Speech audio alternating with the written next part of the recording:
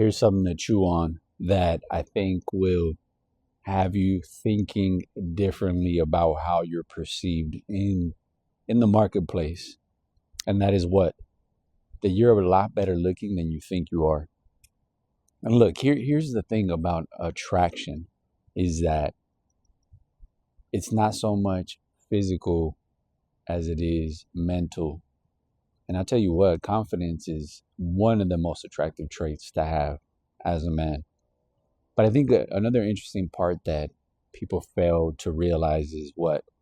That you inevitably over time, if you maximize your qualities, if you improve, if you work on making yourself the best version of yourself, if you actualize your potential, inevitably all that comes, it catches up to you in the sense that you do build attraction from that.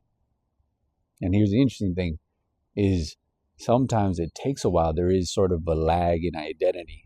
It sort of takes a little bit of time for you to catch up to, well, wait a minute, I'm not the person I used to be. I no longer identify with being unattractive. I am now part of the camp that is considered attractive. And you'll notice it in subtle cues. You go from the guy that's friend zoned or the guy that's called buddy to daddy, essentially, right? You become a prospect and you become something that other women look for. And essentially, you slowly but surely realize you could have a roster if you wanted to.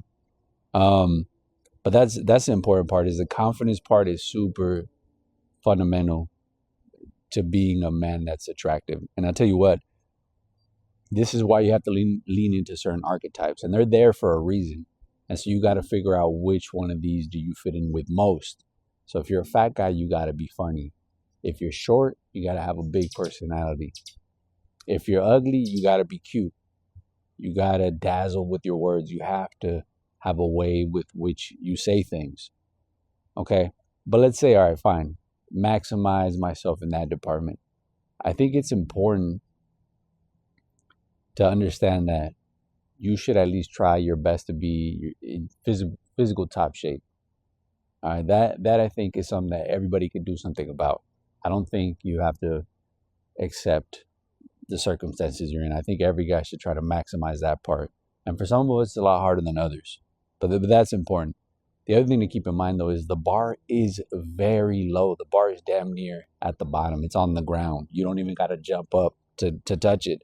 But yeah, I mean, if you just look around you, you realize that there is really no competition. The only one standing in your way is yourself. There's no one to really compete against. Very few people are competing. Very few guys.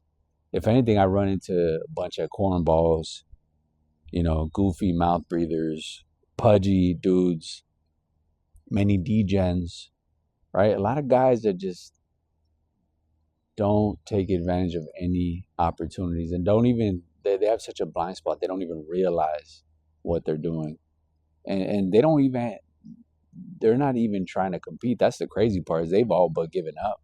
They've retreated to the indoors. They've decided that they're tapping out before the game's even begun. And it's a tragedy on many accounts because think about how fun life would be if you just saw a bunch of dudes actualizing themselves and competing and actualizing and making their potential a reality. It would be such a fun world to live in. Such a fun world because there would be so many like micro sort of climates in which there'd be like this competitiveness, which inevitably would be difficult, but it would be fun at the same time because then you would see the people around you and you would naturally have, I think, the energy to want to be similar to them or want to emulate them in some capacity, but we just don't see it enough. And I mean, at least when I see it, I get excited. I like it. It's fun for me. I realize like, man, if this little knucklehead could do it, I can do it. Like, absolutely. No doubt about it. So it's just something to consider as well. Is the competitive part of it is super important.